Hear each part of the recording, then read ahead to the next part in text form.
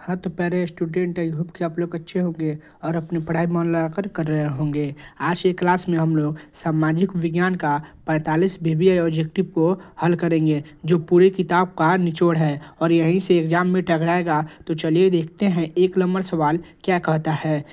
कोयला किस प्रकार का संसाधन है? कोयला किस प्रकार का संसाधन है? तो इसका आंसर हो जाएगा ए, अनवीकरणीय संसाधन है। कोयला एक अनवीकरणीय संसाधन है। इसी तरह हम लोग देखेंगे 2 नंबर सवाल क्या कहता है, काली मृदा का दूसरा नाम क्या है? काली मृदा का दूसरा नाम क्या है? तो इसका आंसर हो जाएगा रेगुर मृदा। इसका आंसर हो जाएगा बी, रेगुर मृदा। काली मृदा का दूसरा नाम रेगुर मृदा है। इसी तरह हम लोग देखेंगे बाबू 3 नंबर सवाल क्या कहता है, किस राज्य में वन का सबसे अधिक विस्तार है? किस राज्य में वन का सबसे अधिक विस्तार है? तो आप लोग इसका आंसर बताइएगा कि किस राज्य में वन का सबसे अधिक विस्तार है। तो इसका आंसर हो जाएगा सी, मध्य प्रदेश में सबसे ज़्यादा वन का विस्तार है। इसी तरह हम लोग देखेंगे 4 नंबर सवाल क्या कहता है, हड़प्पा विद्रोह कब हुआ था? ये वीवीआई ऑब्जेक्टिव है, तो आप सब इसे याद करके ही एग्जाम हॉल में जाइएगा। हड़प्पा विद्रोह कब हुआ था? इसका आंसर हो जाएगा ए, 1916 ईस्वी में हड़प्पा विद्रोह हुआ था। इसी तरह हम लोग 5 नंबर सवाल देखते हैं क्या कहता है, भारत में पर्वतीय भूमि का कितना प्रतिशत है? भारत में पर्वतीय भूमि का प्रतिशत क्या है? यानी भारत में पर्वतीय भूमि का प्रतिशत क्या है? तो 5 का आंसर हो जाएगा 30% है। इसका आंसर हो जाएगा सी, 30% है। इसी तरह हम देखेंगे अगला सवाल क्या कहता है, पृथ्वी पर स्वच्छ पेयजल कितना प्रतिशत है? पृथ्वी पर स्वच्छ पेयजल कितना प्रतिशत है? तो इसका आंसर हो जाएगा डी, 2.5% है। इसका आंसर हो जाएगा डी। इसी तरह हम देखेंगे 7 नंबर सवाल क्या कहता है, महात्मा गांधी ने असहयोग आंदोलन की शुरुआत कब की थी? महात्मा गांधी ने असहयोग आंदोलन की शुरुआत कब की थी? 7 के आंसर आप लोग बताइएगा कि महात्मा गांधी ने असहयोग आंदोलन की शुरुआत कब की थी। तो इसका आंसर हो जाएगा सी, 1 अगस्त 1920 ईस्वी में किए थे महात्मा गांधी असहयोग आंदोलन का शुरुआत। इसी तरह हम देखेंगे 8 नंबर सवाल क्या कहता है, किस मृदा में लौह ऑक्साइड मिला हुआ होता है? किस मृदा में लौह ऑक्साइड मिला हुआ होता है? 8 का आंसर हो जाएगा आपका टेरेलाइट मृदा में लौह अयस्क मिला हुआ रहता है। इसका आंसर हो जाएगा सी, लैटेराइट मृदा में। इसी तरह हम देखेंगे 9 नंबर सवाल क्या कहता है, भारत भारत संविधान किस भारतीय संविधान के किस अनुच्छेद में नागरिकों को स्वतंत्रता का मूल अधिकार दिया गया है? भारतीय संविधान के किस अनुच्छेद में नागरिकों को स्वतंत्रता का मूल अधिकार दिया गया है? 9 का आंसर हो जाएगा अनुच्छेद 19 में स्वतंत्रता का मूल अधिकार दिया गया है। इसका आंसर हो जाएगा बी। इसी तरह हम 10 नंबर सवाल देखते हैं क्या कहता है, भारत विभाजन का मूल अधिकार क्या था? भारत विभाजन का मूल अधिकार क्या था? तो जाति नहीं था, लिंग नहीं था। तो 10 का आपका आंसर हो जाएगा धर्म था। भारत विभाजन का मूल अधिकार धर्म था। इसका आंसर हो जाएगा सी। इसी तरह हम देखेंगे 11 नंबर सवाल क्या कहता है, नस्ल का आधार है? नस्ल का आधार है। 11 का आंसर आप लोग बताइएगा कि नस्ल का आधार है। तो 11 का आंसर हो जाएगा जीव शास्त्र नस्ल का आधार है। इसका आंसर हो जाएगा ए, जीव शास्त्र नस्ल का आधार है। इसी तरह 12 नंबर सवाल देखते हैं क्या कहता है, संघ सरकार का उदाहरण नहीं है?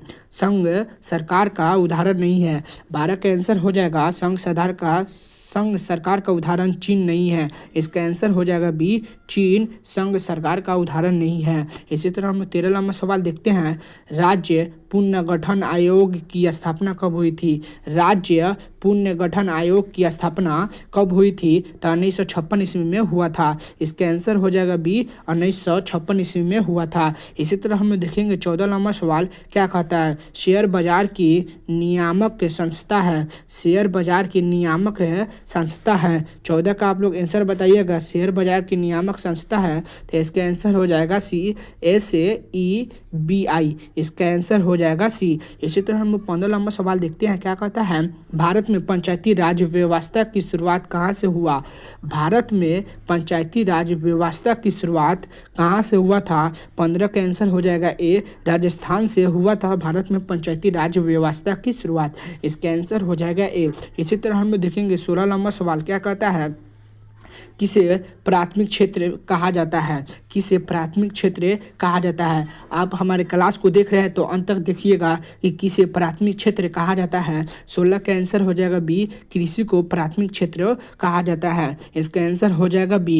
इसी तरह हम देखेंगे 17 नंबर सवाल, अर्थव्यवस्था के कितने प्रकार होते हैं? अर्थव्यवस्था के कितने प्रकार होते हैं? 17 का आंसर हो जाएगा सी, अर्थव्यवस्था के 3 प्रकार होते हैं। इसी तरह हम देखेंगे 18 नंबर सवाल क्या कहता है, निम्न में से कौन प्राकृतिक आपदा है? निम्न में से कौन प्राकृतिक के आपदा है? 18 का आंसर आप लोग बताइएगा कि निम्न में से कौन प्राकृतिक आपदा है। तो सुनामी एक प्राकृतिक आपदा है। इसका आंसर हो जाएगा सी, सुनामी एक प्राकृतिक आपदा है। आप हमारे चैनल पर नए हैं तो मेरे चैनल को सब्सक्राइब करके बेल आइकन को ऑन कर दे। इसी तरह हम देखेंगे 19 नंबर सवाल क्या कहता है, किसे तृतीय क्षेत्र कहा जाता है? किसे तृतीय क्षेत्र कहा जाता है? 19 के आंसर आप लोग बताइएगा कि किसे तृतीय क्षेत्र कहा जाता है। तो कृषि क्षेत्र को नहीं कहा जाता है और सेवा क्षेत्र को तृतीय क्षेत्र कहा जाता है। इसका आंसर हो जाएगा बी। इसी तरह हम देखेंगे 20 नंबर सवाल क्या कहता है, इनमें कौन देश के मिश्रित अर्थव्यवस्था है? इनमें से कौन देश में मिश्रित अर्थव्यवस्था है? तो 20 का आंसर आप लोग बताइएगा क्या हो जाएगा। तो भारत में एक मिश्रित अर्थव्यवस्था है। इसका आंसर हो जाएगा सी, मिश्रित अर्थव्यवस्था भारत में है। इसी तरह हम देखेंगे 21 नंबर सवाल क्या कहता है, निम्न में से किसे पिछड़ा राज्य कहा जाता है? निम्न में से किसे पिछड़ा राज्य कहा जाता है? 21 का आंसर आप लोग बताइएगा कि निम्न में से किसे पिछड़ा राज्य कहा जाता है। 21 का आंसर हो जाएगा बिहार को पिछड़ा राज्य कहा जाता है। इसका आंसर हो जाएगा सी। इसी तरह हम देखेंगे 22 नंबर सवाल क्या कहता है, सुनामी किस देश की भाषा का शब्द है? सुनामी किस देश का भाषा का शब्द है? तो जापानी भाषा का शब्द है सुनामी। इसका आंसर हो जाएगा बी, जापानी भाषा का शब्द है सुनामी। इसी तरह हम 23 नंबर सवाल देखते हैं क्या कहता है, सूखे के लिए जिम्मेदार कारक है? सूखे के लिए जिम्मेदार कारक है। 23 का आंसर हो जाएगा ए, वर्षा की कमी सूखे के लिए जिम्मेदार का कारक है। इसका आंसर हो जाएगा ए। इसी तरह हम 24 नंबर सवाल देखते हैं क्या कहता है, फ्रैंकफर्ट की संधि कब हुई थी? फ्रैंकफर्ट की संधि कब हुई थी? 24 का आंसर हो जाएगा 1871 ईस्वी में फ्रैंकफर्ट की संधि हुई थी। इसका आंसर हो जाएगा ए, 1871 ईस्वी में फ्रैंकफर्ट की संधि हुई थी। इसी तरह हम 25 नंबर सवाल देखते हैं, चक्रवात किस प्रकार की आपदा है? चक्रवात किस प्रकार की आपदा है? 25 का आंसर आप लोग बताइएगा, चक्रवात किस प्रकार की आपदा है? तो प्राकृतिक आपदा है। 25 का आंसर हो जाएगा ए, प्राकृतिक आपदा है। इसी तरह हम लोग 26 नंबर सवाल देखते हैं, इनमें से कौन प्राकृतिक आपदा नहीं है? ये वीवीआई ऑब्जेक्टिव है तो इनमें से कौन प्राकृतिक आपदा नहीं है? 26 का आप लोग आंसर बताइएगा कि इनमें से कौन प्राकृतिक आपदा नहीं है। तो 26 का आंसर हो जाएगा महामारी एक प्राकृतिक आपदा नहीं है। भूकंप है प्राकृतिक आपदा, बाढ़ है प्राकृतिक आपदा, चक्रवात है, महामारी प्राकृतिक आपदा नहीं है। इसी तरह हम 27 नंबर सवाल देखते हैं क्या कहता है, कौन बीमारू राज्य नहीं है? कौन बीमारू राज्य नहीं है? 27 का आंसर आप लोग बताइएगा कि कौन बीमारू राज्य नहीं है। तो बिहार बीमारू राज्य में आता है, मध्य प्रदेश आता है और उड़ीसा भी आता है बीमारू राज्य में। तो 27 का आंसर हो जाएगा सी, कर्नाटक बीमारू राज्य नहीं है। तो इसका आंसर हो जाएगा सी। इसी तरह हम लोग देखेंगे 28 नंबर सवाल क्या कहता है, राष्ट्रीय स्वयं सेवक संघ की स्थापना कब हुई थी? राष्ट्रीय स्वयं सेवक संघ की स्थापना कब हुई थी? 28 का आंसर हो जाएगा बी, 1925 ईस्वी में हुआ था राष्ट्रीय स्वयं सेवक की स्थापना। इसका आंसर हो जाएगा बी। आप हमारे चैनल पर नए हैं तो मेरे चैनल को सब्सक्राइब करके बेल आइकन को ऑन कर दे। इसी तरह हम देखेंगे 29 नंबर सवाल क्या कहता है, महात्मा गांधी ने किस पत्र पर संपादन किया था? महात्मा गांधी ने किस पत्र का संपादन किया था? 29 का आंसर आप लोग बताइएगा कि महात्मा गांधी ने किस पत्र का संपादन किया था। तो इसका आंसर हो जाएगा बी, यंग इंडिया का संपादन किया था। इसका आंसर हो जाएगा बी। इसी तरह हम 30 नंबर सवाल देखते हैं, पश्चिम बंगाल में बाढ़ की भविष्यका वाली नदी कौन है? पश्चिम बंगाल में बाढ़ की विभीषिका वाली नदी कौन है? 30 का आप लोग आंसर बताइएगा, दामोदर नदी है। इसका आंसर हो जाएगा ए, दामोदर नदी। इसी तरह हमने 31 नंबर सवाल देखते हैं, निम्नलिखित में से खरीफ फसल कौन है? निम्नलिखित में से कौन खरीफ फसल है? तो 31 का आप लोग आंसर बताइएगा कि निम्नलिखित में से कौन खरीफ फसल है। तो इसका आंसर हो जाएगा सी, सरसों। इसका आंसर हो जाएगा सी, चावल। चावल खरीफ फसल है, इसका आंसर हो जाएगा सी। इसी तरह हम देखेंगे 32वां सवाल क्या कहता है, भारत में न्यूनतम मजदूरी कानून कब बना।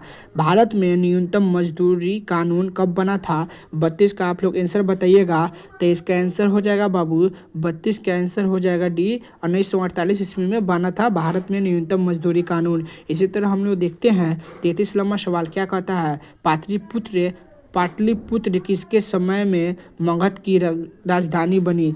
पाटलिपुत्र किसके समय में मगध की राजधानी बनी थी। 33 का आंसर हो जाएगा बी, उदयन के समय में। इसका आंसर हो जाएगा बी, उदयन के समय में। इसका आंसर हो जाएगा बी। इसी तरह हम लोग देखेंगे 34वां सवाल क्या कहता है, भारत में पहला छापा कारखाना कहाँ लगाया गया था।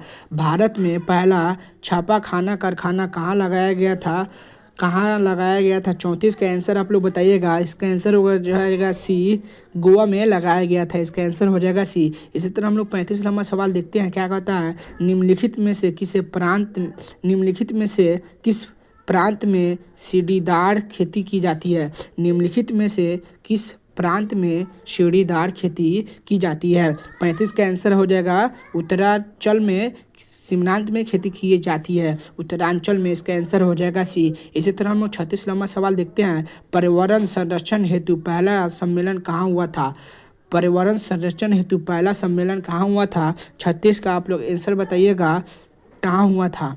स्टॉकहोम में हुआ था। इसका आंसर हो जाएगा सी, स्टॉकहोम में हुआ था। इसका आंसर हो जाएगा सी। इसी तरह हम लोग 37वां सवाल देखते हैं, औद्योगिक क्रांति की शुरुआत कहाँ से हुई। औद्योगिक क्रांति की शुरुआत कहाँ से हुई। ये VBI ऑब्जेक्टिव है, तो आप सब इसे याद करके ही एग्जाम हॉल में जाइएगा। तो 37 का आंसर हो जाएगा इंग्लैंड से हुआ था औद्योगिक क्रांति की शुरुआत। इसका आंसर हो जाएगा बी। इसी तरह हम लोग 38वां सवाल देखते हैं, रक्त एवं लौह की नीति का अवलंबन किसने किया था। रक्त एवं लौह की नीति का अवलंबन किसने किया था। 38 का आंसर हो जाएगा बी, बिस्मार्क ने किया था रक्त एवं लौह की नीति का अवलंबन। इसी तरह हम लोग देखते हैं 39वां सवाल, सीमेंट उद्योग का सबसे प्रमुख कच्चा माल क्या है। सीमेंट उद्योग का सबसे प्रमुख कच्चा माल क्या है। तो आप लोग 39 का आंसर बताइएगा।